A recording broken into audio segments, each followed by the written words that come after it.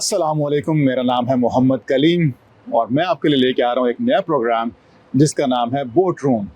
आज हमारा जो बोट रूम की पहली शख्सियत, मेरी फेवरेट और बहुत से और हज़ारों लोगों की, शायद लाखों लोगों की जो फेवरेट शख्सियत हैं, मुस्तफ़ा मिर्चा वाला भाई। आज वो मेरे साथ है, हमारी पहली एपिसोड रिकॉर्ड कर रहे हैं हम लोग बोट रूम में। मुस्तफ़ा भाई, सबसे पहले thank you so much for coming. Thank you so much. Welcome to Dubai as well and welcome to boat room. तो मैं आपको थोड़ा सा बताता चलूँ बोट रूम क्या है। बोट रूम जो है, हमारे पास यहाँ पे डिफरेंट गेस्ट आएंगे और हम उनसे दिल की बातें करेंगे, थोड़ा सा ज़रा कैजुअली हम उनसे बातचीत करेंगे। तो बस अब ऐसी ही हम कैजुअली बातें करेंगे, हम उन्हें व्यूअर्स तक वो चीज़ें लेके जाएंगे जो वो सुनना चाहते हैं। और ऑब्वियसली एक ऐसे माहौल में कोई चिकनी चुपड़ी बातें नहीं होंगी, कोई हम लोग वोकैबुलरी यहाँ पे शो नहीं करेंगे कि मेरे पास बड़ा अल्फाज का ज़ख़ीरा है। हम दिल की बातें करेंगे यहाँ पे और हम डिफरेंट टॉपिक्स की बात। अच्छा, एक सबसे पहले जो चीज़ है, माशाल्लाह आप काफ़ी ट्रैवलिंग करते हैं, आप डिफरेंट कंट्रीज़ में भी जा चुके हैं, आपने वहाँ पे देखा है। इकोनॉमिकली अगर मैं बात करूँ तो मुस्तफ़ा भाई, जो यूएई है या दुबई है इन पर्टिकुलर, इकोनॉमिकली बहुत से कंट्री से एज पे है, कहीं उनसे थोड़ा बेटर है। तो कौन सी तीन ऐसी वजूहात या कितनी वजूहात आपको समझ में आती हैं जो बेसिक हैं, जो इसको बहुत आगे लेके जाती है बाकी कंट्री से? देखें, इसमें सबसे पहली चीज जो बहुत अहम है ना, कि अगर आपको यूएई का कंपैरिजन करना है ना किसी मुल्क से, तो पहले तो आप ये देखें आप कहाँ से आ रहे हैं। बिल्कुल सही। आप पाकिस्तान से आ रहे हैं, आपका पर्सपेक्टिव अलग होगा। यूनाइटेड स्टेट्स से आ रहे हैं, आपका पर्सपेक्टिव टोटली डिफरेंट होगा। यूके से, यूरोप वाली साइड से आ रहे हैं, तो ये चीज बहुत अहम है। फॉर एग्जाम्पल, अगर मैं यूके से इसका कंपैरिजन करूँ तो यूके इस वक्त इन्फ्लेशन के हिसाब से बहुत हाई है, बल्कि रिसेशन भी ऑलमोस्ट समझ ले वहाँ हिट हो चुका है। और यूके में टैक्सेस इतने ज्यादा हैं। मैं भी रिसेंटली गया था तो मैंने एक अजीब चीज देखी कि एयरपोर्ट ड्रॉप ऑफ पे भी टैक्स है। यानी यार, एक होता है एयरपोर्ट की पार्किंग पेड होती है, ड्रॉप ऑफ एक ड्रॉप करना है उस पे भी टैक्स है। और इवन हालात खराब होने की वजह से जो लोग एग्जिट कर रहे हैं, जा रहे हैं, तो उस पे भी 20% टैक्स लगा दिया है। यार एग्जिट आप उसके बगैर निकल भी नहीं सकते हैं, पैसे दोगे तो हाँ, जाने के लिए पैसे दो। ये सारी चीजें, जबकि यहाँ अगर आप देखें तो इट्स अ टैक्स फ्री। यहाँ कोई किस्म का एनआईसी, नेशनल इंश्योरेंस कॉन्ट्रीब्यूशन नहीं है, कैपिटल गेन टैक्स नहीं है, इनहेरिटेंस टैक्स नहीं है। आप कितनी चीजें होती हैं ऐसी जो वो बहुत सारे टैक्सेस नहीं है, पर्सनल इनकम टैक्स नहीं है। और बाकी, और मैं आपको यकीन बताऊं, शायद हम पाकिस्तानी बड़े नाशुक्रे हो गए हैं। यानी क्योंकि हमारी 1.5 घंटे की, 2 घंटे की फ्लाइट है और हम लोग दुबई आने की आदत हो गई है। मैं अक्सर अपने यूके के स्टूडेंट से बोलते हैं यार, कुछ बच्चे बोलते हैं बोला हमारा ड्रीम है हम दुबई जाएं। हाँ। यार दुबई कितनी, अमेरिका से लोग बोलते हैं यार दुबई क्या जगह है, व्हाट अ ग्रेट प्लेस। तो शायद हमारी यूटिलिटी, ये तो अच्छा हुआ अभी थोड़ी वीजा पे रिस्ट्रिक्शन लगी है पाकिस्तानियों पे, तो उनको दुबई की कदर होना शुरू हुई कि दुबई कितनी जबरदस्त जगह है। हाँ। अच्छा, फिर एक बहुत जो सबसे अहम चीज जो मैं बोलूंगा ना, वो यहाँ का पीस है, यहाँ का अमन है, यहाँ का law and order, that is the most important thing. और आपको पता है हर टैक्सी में भी यहाँ कैमरा लगा हुआ है, और टैक्सी वालों के और इस वजह से लोग इतने ट्रेन हो गए हैं कि अब उनकी ब्लड में आ चुका है डिसिप्लिन बिहेवियर, उनके ब्लड में आ गया है। मैं आपको एक किस्सा सुनाता हूँ। मेरे एक फ्रेंड थे, आज से 1-8 साल पहले आए थे, और वो एक बिल्डिंग पे ऐसे ही घूमने फिरने गए थे। क्या थे, तो उनके पास $10,000 थे। तो वो अपना वो बैग भूल गया, और जब वो नीचे उतराना तो वो चौकीदार उसको देने आया, बोला यार आप अपना बैग। तो आप सोचें यार, इतना बड़ा अमाउंट, यानी हम दुनिया में कहीं भी एक्सपेक्ट नहीं कर सकते। आप देखें क्राइम रेट यूके में भी है, यूएस वगैरह हर जगह, लेकिन यहाँ इस चीज को कंट्रोल किया हुआ। फिर एक बहुत अहम बात, अच्छा, कंट्रोल नहीं किया हुआ। ये जो चीज आपने बोली है, ऑब्वियसली अब वो क्यों आया उनको बैग देने के लिए? वो अब कहीं और मिला होता तो आपको पता, मुझे पता कि वो बैग गायब था, उसको दोबारा नहीं मिलना था। तो शायद एक जो लॉ की एप्लीकेशन है वो बहुत अहम है, वो बहुत अहम है, वो लोग उसको फॉलो करें। ठीक है, हाँ, लॉज, ये इस तरह की जो रेगुलेशन होते हैं वो हर जगह पे होते हैं, लेकिन बहुत सी जगह पे आपको पता है यार निकल जाएंगे, कुछ भी नहीं होना, क्या हो जाएगा। इन सबसे बढ़कर मैं जो चीज देखता हूँ ना, मेरी अपनी ऑब्जर्वेशन है कि यार वही लोग, यानी आप देखें पाकिस्तानी, इंडियन, ये सब यहाँ रहते हैं, अगर आप इनके अपने मुल्क में चले जाएं तो वहाँ कितना डीरेगुलेटेड मामला है, और उन्हीं लोगों को इन्होंने कंट्रोल करके रखा हुआ। हाँ। ये इनके लिए सलाम है यार, इनके लिए सलाम है। यानी इसका मतलब इनकी मैनेजमेंट बहुत आउट क्लास है। फिर अगर आप प्रॉपर्टीज का डाटा देखें ना, एक ऐसी ऐप भी है यहाँ पे, मुझे ऐप का नाम याद नहीं है, जो आपको बताती है कि हर महीने कितने बिलियंस ऑफ डॉलर्स की प्रॉपर्टीज में इन्वेस्टमेंट हो रही है। तो भाई ये इन्वेस्टमेंट रुक नहीं रही, which is a positive indicator. आपके सामने नजर आ रहा है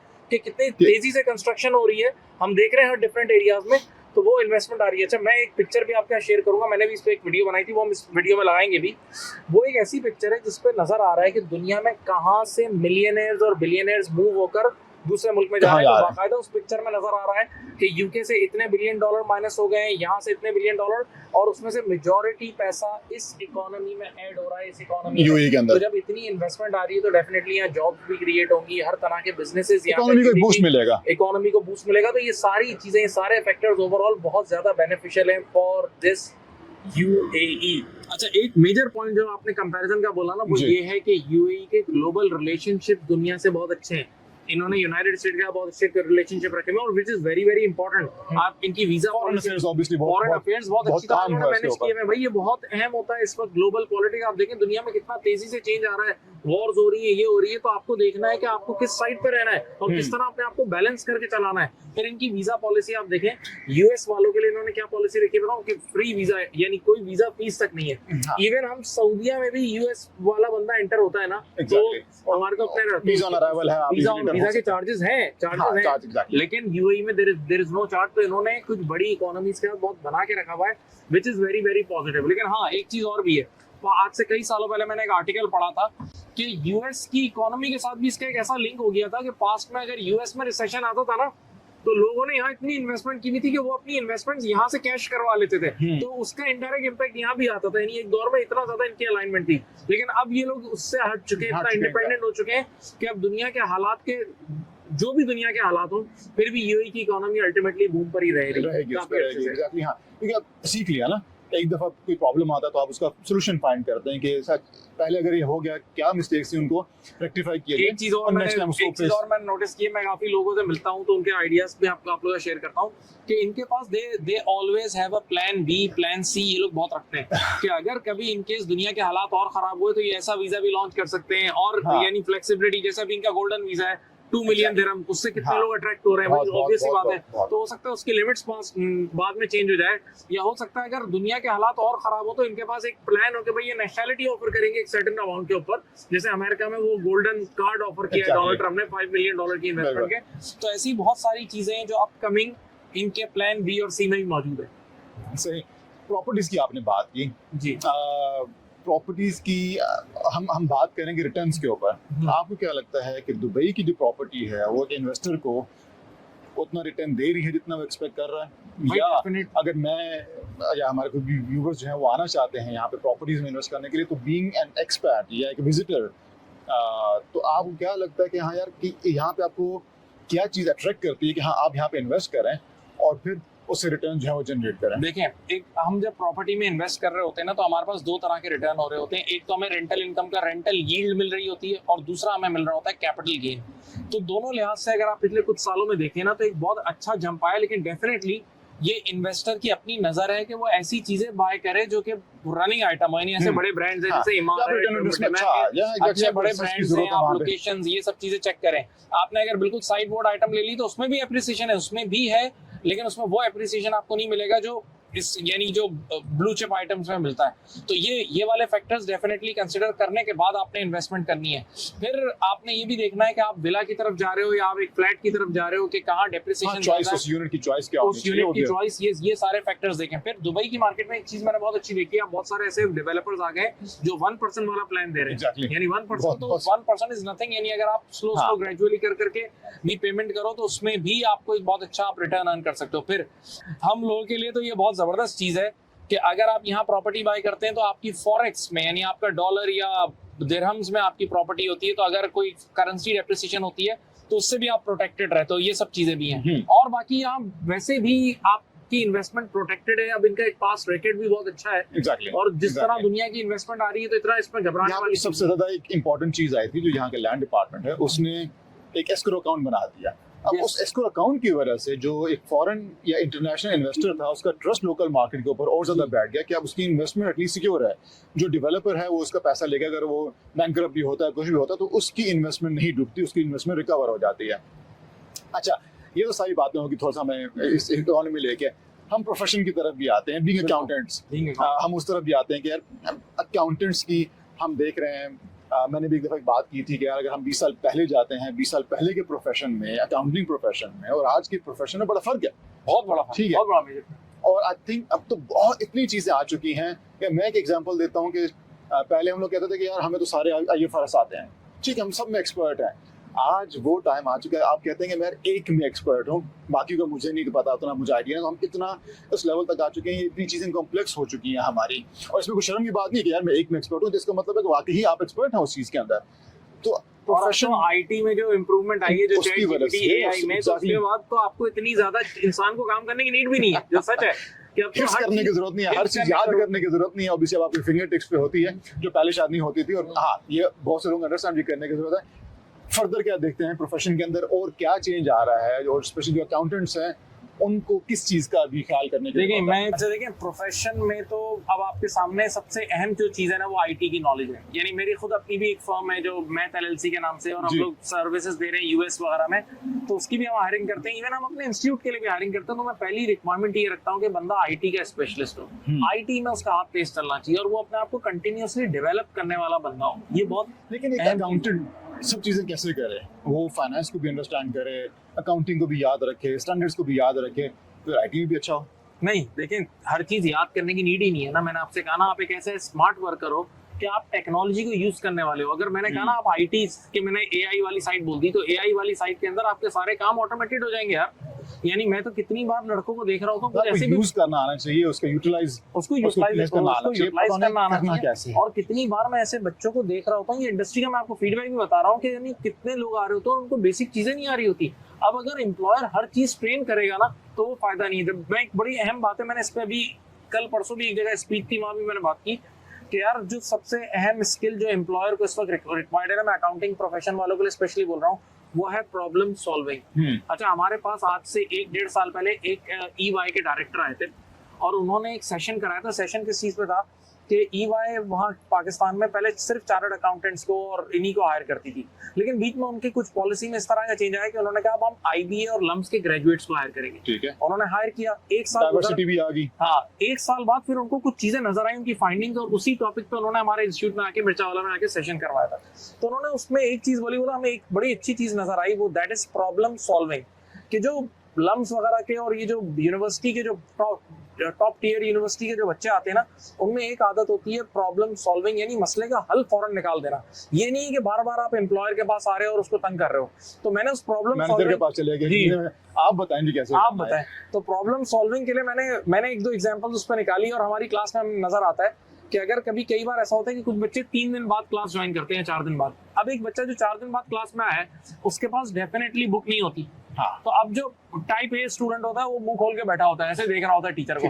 फिर उस टीचर उसके पास जाएगा, उसको बुक अरेंज करके देगा। और जो टाइप बी, जो स्मार्ट बच्चा होता है, जो प्रॉब्लम सॉल्विंग वाला होता है, वो क्या करता है, अपना फोन निकालता है और साथ वाले की जो बुक होते हैं उससे पिक्चर खींचता है और अपना काम शुरू कर देता है। तो problem solving must be there. इसी तरह आप इसको यूं समझें कि आपने एक ट्रेनर को इनवाइट किया। आप ट्रेनर को कई बार आप इनवाइट करते हैं सेशन के लिए, एंड टाइम पे प्रोजेक्टर नहीं चल रहा, तो प्रोजेक्टर नहीं चल रहा तो क्या सेशन कैंसिल कर दोगे? इतना महंगा ट्रेनर बुलाया, उसका टाइम है भाई, आप कोई और आप प्रिंट आउट निकालो और कॉपीज लोगों को दे दो, उससे कर लो। नहीं, there should be some other वे।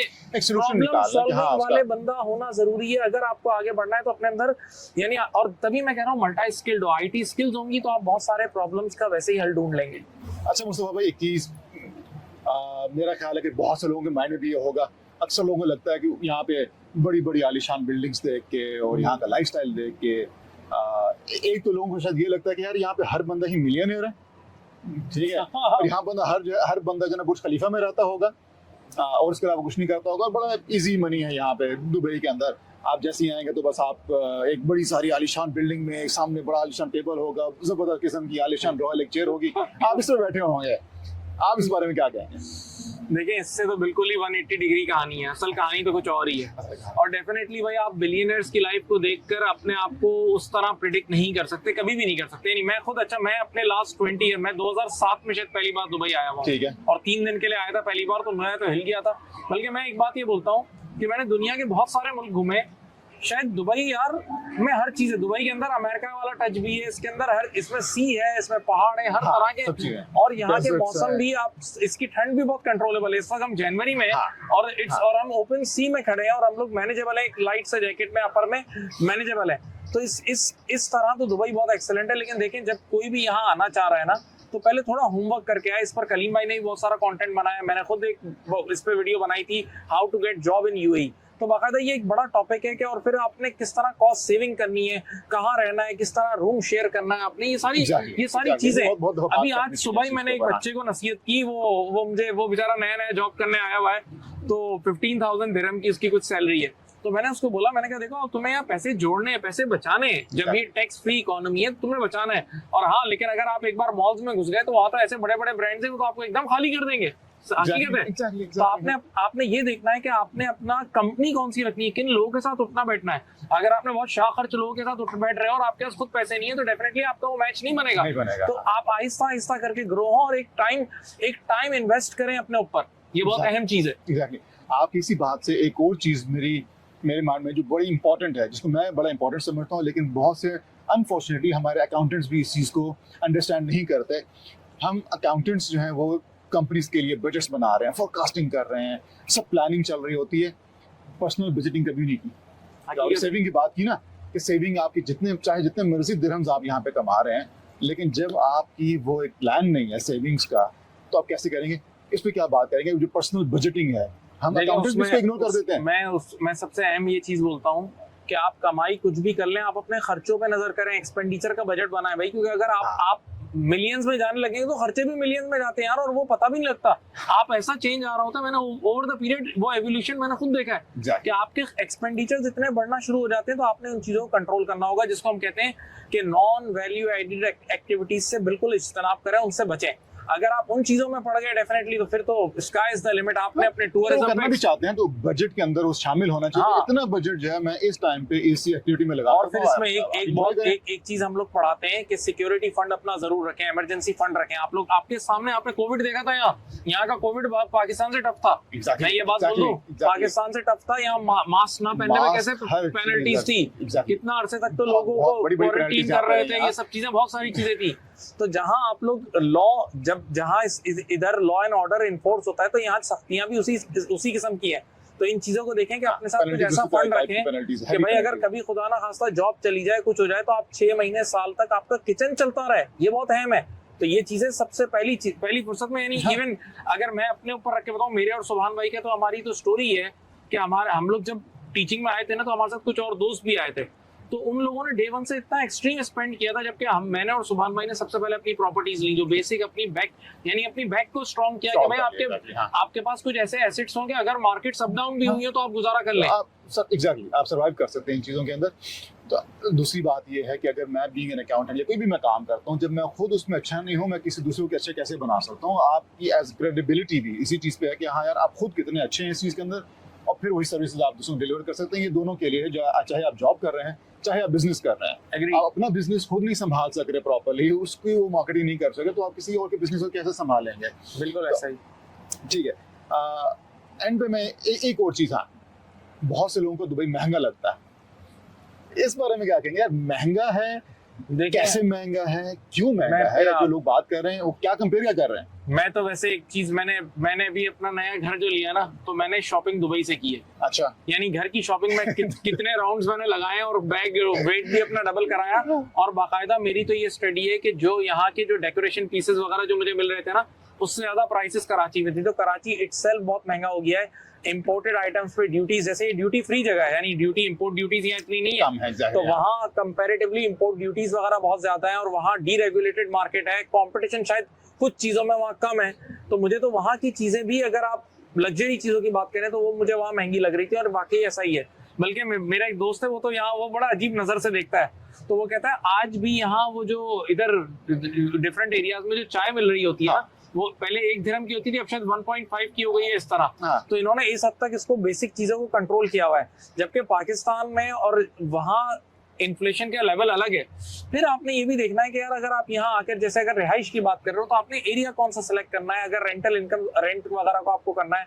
फिर अगर आप चाहते हैं कि आपको वही बहुत हाई फाई बिल्डिंग नहीं चाहिए, तो एक बेसिक बिल्डिंग में रह लो यार, स्विमिंग पूल और ये क्लब हाउस और ये वाले सब शशके नहीं चाहिए। तो वही चीज पे साथ इसी तरह अगर आपको ब्रांडेड कपड़े नहीं चाहिए, तो यहाँ भी ऑल्टरनेट मार्केट से यार आप उससे कर लो। आप शॉपिंग पाकिस्तान से करके आ जाए करो, साल में एक बार पाकिस्तान जाते हो, वहाँ नॉन ब्रांडेड स्टफ लेकर आ जाओ। तो ऐसी बहुत सारी चीजें जिसमें आप कॉस्ट अल्टीमेटली सेव कर सकते हो। वो अपनी चादर दे के पाँव फैलाएंगे तो कभी भी नहीं कहेंगे कि यार ये महंगी होगी ये चीज, वो आपके बजट में रहेगी, तो आपको लगेगा हाँ सस्ती है। लेकिन ये है कि दुबई में अगर आप रह रहे हो, तो इटसेल्फ आप यहाँ का पीस, यहाँ की सब चीजें एंजॉय कर सकते हो, और अपनी कॉस्ट कटिंग करके गुजारा करो। बहुत सारी फैमिलीज कर रही हैं। फिर इसी तरह यहाँ पर आप सिर्फ दुबई में क्या, आप शारजा में रह सकते हो, यहाँ के काम कर लो, आप अजमान में रह सकते हो, यहाँ के काम कर लो, कार पूल कर लो, लोग कार पूल करके आते हैं भाई, बहुत जबरदस्त, उससे कॉस्ट सेविंग हो जाती है। ये सब चीजें। फिर ऐसी जॉब ढूंढ लो जिसमें थोड़ा वर्क फ्रॉम होम भी अलाउ कर दे, तो आप 3 दिन ऑन यानी फिजिकली चले गए, 2 दिन आपने वर्चुअल कर लिया, तो ये सारी चीजें हैं जिसकी बेसिस पर आपने डिसीजन लेना होता है और अपना प्लानिंग बनानी होती है। ठीक है, ठीक है मुसाफिर, thank you so much for all the insights. और मुझे पता था कि आपकी तरफ से हमें इनसाइट्स मिलेंगी और इसलिए मेरी ख्वाहिश भी थी कि आप पहले मेहमान बने हमारे बोट रूम के। थैंक यू, ये मेरा गुड लक है कि मैं फर्स्ट Thank you हूँ so much, thank you आपके, so और अल्लाह आपके इस प्रोग्राम को बहुत तरक्की दे। और बहुत शुक्रिया। मैं स्पेशली ये बोलूंगा कि देखें, एक बड़ा फलसफा चल रहा है, वो सोशल मीडिया पे चलता है कि कप से कुछ नहीं होता, बस चाय अच्छी होनी चाहिए। मैं अपने बच्चे को बोलता हूँ नहीं, कप से भी होता है। और ये मैटर करता है हम किस जगह पे खड़े हैं और क्या मौसम है, क्या एनवायरनमेंट है, कितनी डेवलपमेंट हुई हुई है। Exactly. तो ये एक डिफरेंस से भी ऑडियंस को मजा आता है। हाँ, तो मेरी कोशिश ये थी कि हम थोड़ा सा कुछ डिफरेंट लेके आए अपने व्यूअर्स के सामने, हमारे ऑडियंस के सामने, जो हमारे प्रोफेशनल्स हैं उनके सामने कुछ लेके आए और हम ऐसी बातें करें तो थोड़ा सा एक फन माहौल में। और डेफिनेटली हमारे जो गेस्ट भी आएंगे तो वो अपनी दिल की बातें यहाँ पे करेंगे और एक्सपीरियंस से हम लोग सीखेंगे। मेरा ये ख्याल है कि आप हर बंदे से कुछ ना कुछ सीखते हैं और डेफिनेटली हर बंदे की एक स्पेशलिटी होती है और किसी न किसी से आप कुछ ना कुछ चीज़ों ले लेते हैं। Anyways, first of all again thank you so much for coming. और आपने ये आखिरी दफा नहीं है, आपने इसके बाद भी आना है। मैं आपको रिमाइंडर कराऊंगा, खुद रिमाइंड कराऊंगा यार, ऐसी जबरदस्त जगह यार, मजा आ गया भाई। Thank you so much. और इन्होंने खुद ड्राइव की और बड़ी प्रोफेशनल ड्राइव की है। मैंने देखा ना कि नहीं इस तरह चला रहे थे जैसे मैंने थाईलैंड वगैरह में बहुत जगह बोटिंग वगैरह की है, तो वहाँ जो उनके प्रोफेशनल ड्राइवर्स की तरह इन्होंने चलाया, तो माशाल्लाह। Thank you so much. Thank you. आप सब लोगों का शुक्रिया ये पूरी एपिसोड देखने का। और इसी तरह से हम और बहुत से गेस्ट आपके सामने लेके आएंगे, उनसे इसी तरह के मजे के सवाल करेंगे। अगर आप कोई ऐसा सवाल पूछना चाहते हैं किसी से तो वो ज़रूर कमेंट सेक्शन में कीजिएगा, तो हम आपके पसंदीदा शख्स से वो सवाल लाजमी करेंगे और मोस्ट प्रॉब्ली हम आपके नाम के साथ उसको लेके चलेंगे कि आपकी तरफ से ये सवाल है हमारे गेस्ट के लिए। Once again thank you so much for watching boat room. मिलते हैं नेक्स्ट एपिसोड में।